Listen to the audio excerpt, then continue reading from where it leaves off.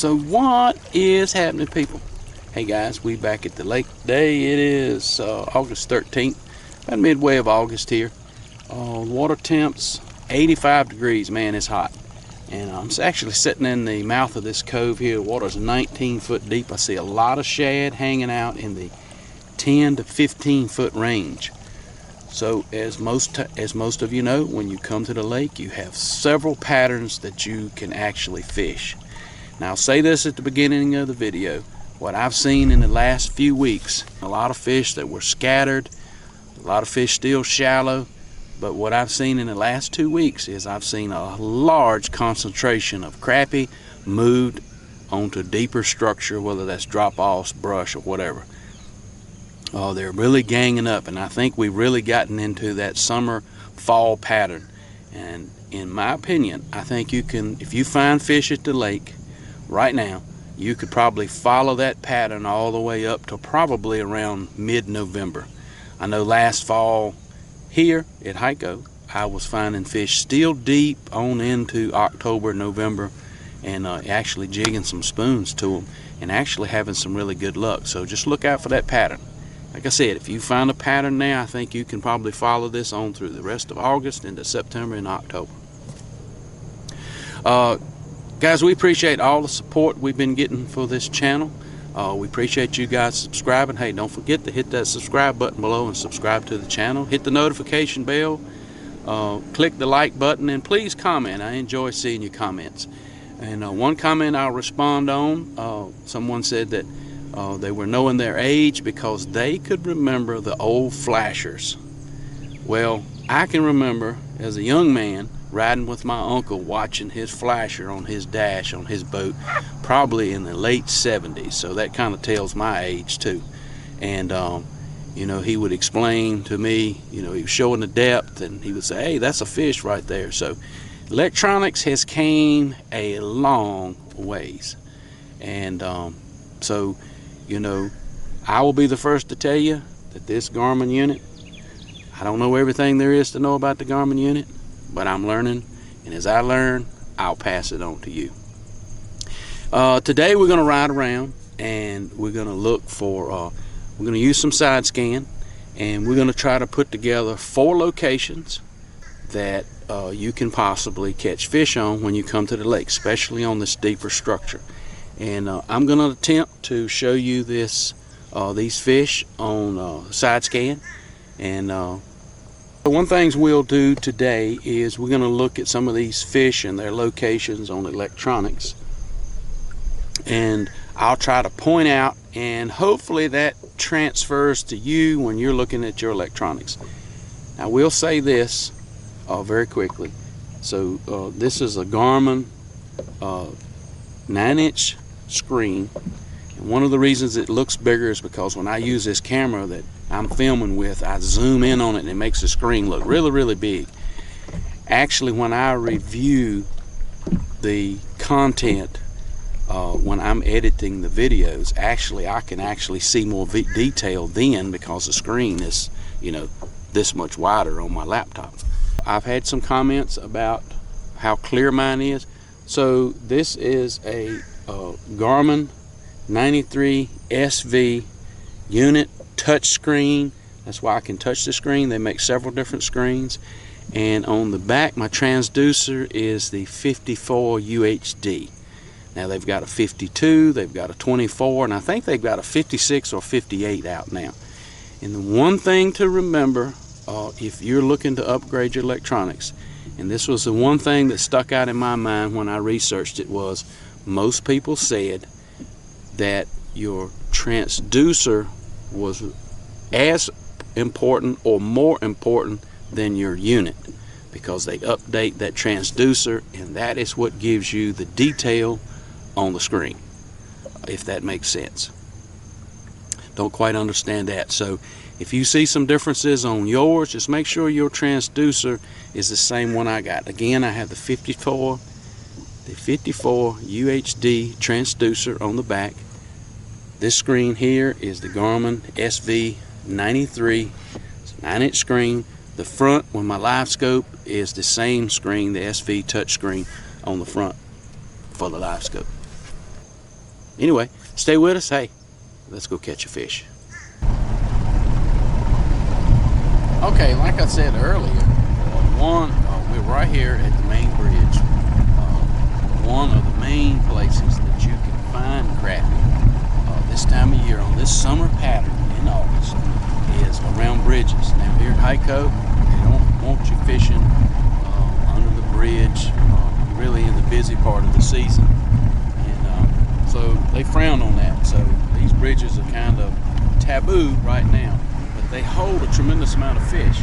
But not every lake is going to be like that. So you can find a lot of crappie at these lakes. The sunnier the day, lots of times the better that gets. Now I'm going to go past this bridge and I'm going to show you how many crappie are actually hanging around on this bridge.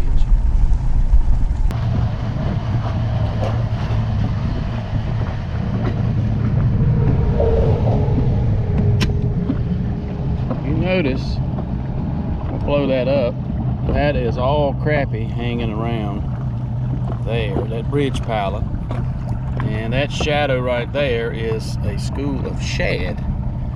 All of these are crappie hanging around up underneath that bridge. So we went by with side scan and looked at these crappie on this bridge. So this time I'm going to go back by on down scan, and we're going to take a look at these crappie, and you'll be able to see a little more detail on down scan. But my point is that lots of times in the summer into the fall, bridges will hold a lot of fish.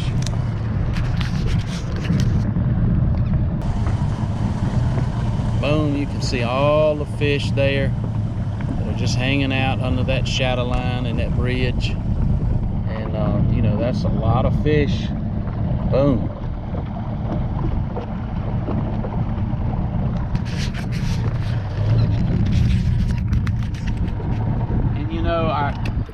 I cover this, and so that's going to end us me showing you, to find some bridges. You can find some fish. Now the drawback is bridges get a lot of pressure.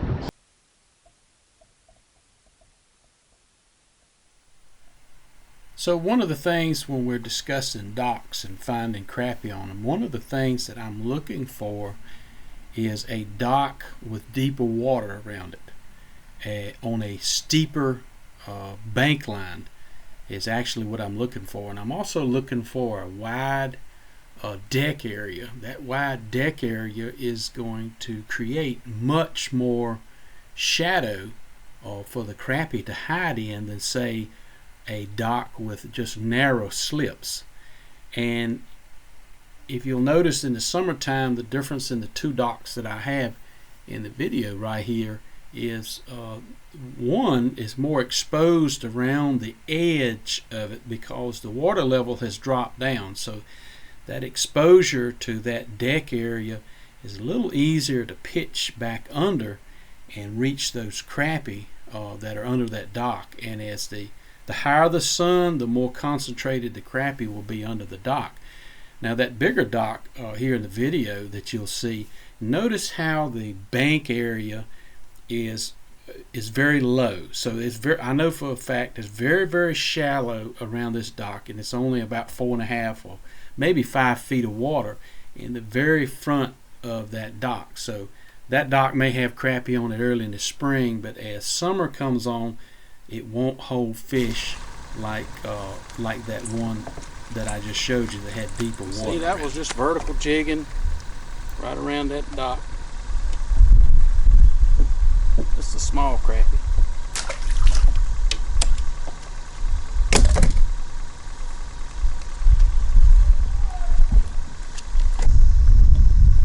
Now you noticed I'm fishing in the shade of this dock. The sun's kind of to that side, and I'm gonna just allow that minnow to float right down the side of that dock.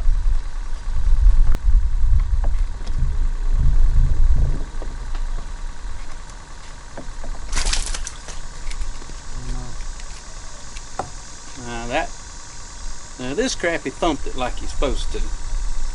Boom. Just a little small crappie.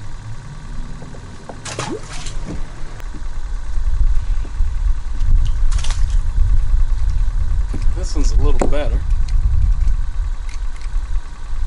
So, you see, these docks can be productive.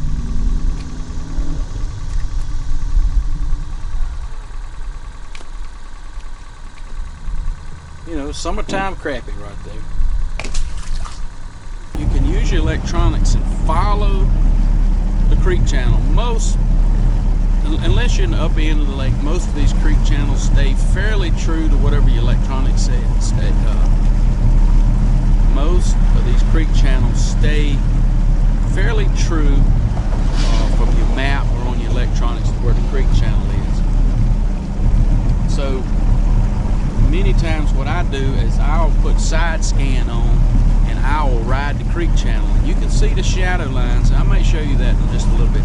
You can see the shadow lines and how the creek channel changes like this. You can see a subtle shadow change. And then you're going to get to an area to where there will be a steeper drop off.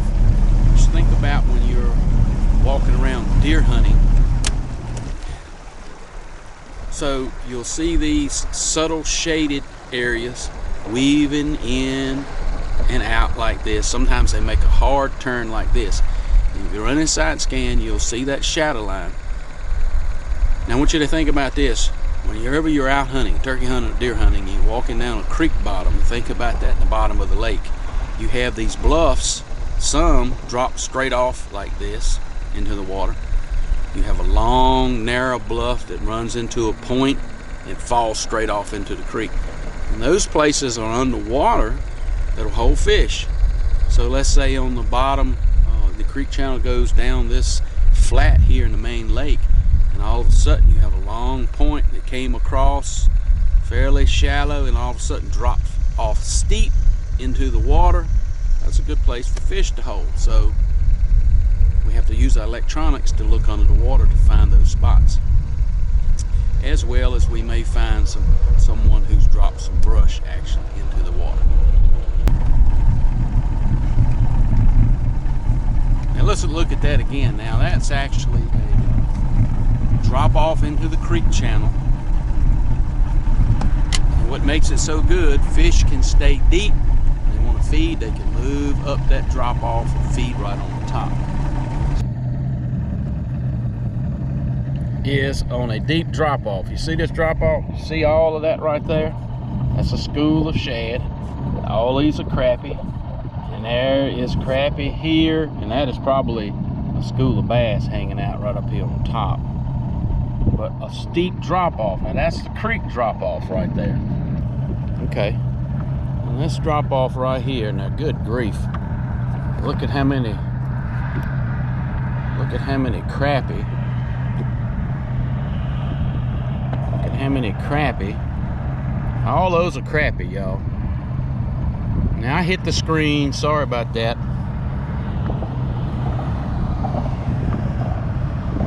I hit the screen, but that is a school of crappie. Boom. And you see this drop off coming across right here. Boom. You know, another good spot to find crappie this time of year is some deeper structure, whatever that is, whether it's a brush pile, whether that's some form of rock pile, underwater structure, some form of anomaly. It's a great place.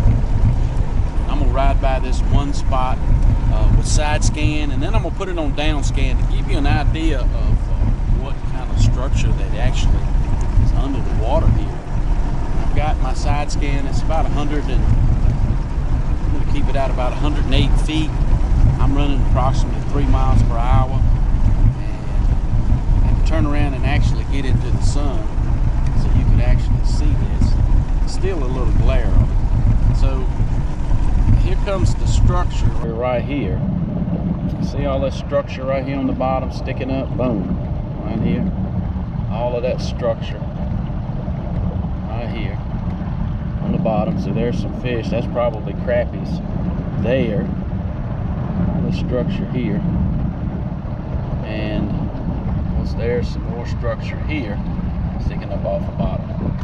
Now there's a lot of structure there on the bottom. Now I'm gonna turn around and I hope you can see it. I have the sun in my back. Now just riding around over here, over this structure right here, and that drop off, there's a lot of fish actually in this area. Water temperature's still pretty. Alright, looks like the fish are down right now, marking a lot of shad in the 20-foot, the 25-foot range. I want to get, hopefully I can get a good shot of this without too much glare.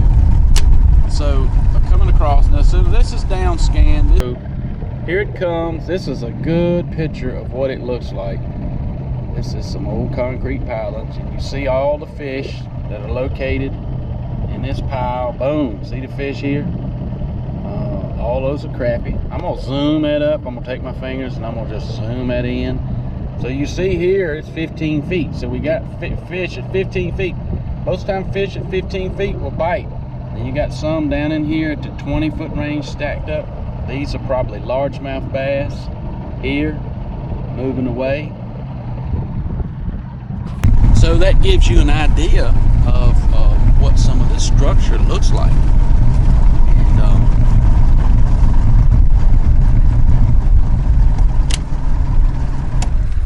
that gives you, that gives you an idea of what this structure looks like. Now you'll need some form of electronics. If you went right over that structure with 2D sonar, it would actually show up. But those type of places in the summer will hold fish, like I said, from now on through fall and probably on into winter. That is, sometimes you're going to find some structure areas that are just going to hold fish year round, except for maybe in the spring when fish pull off and actually go to the bank. So that is a really good place to find some structure. So let's turn around and catch a fish on this thing.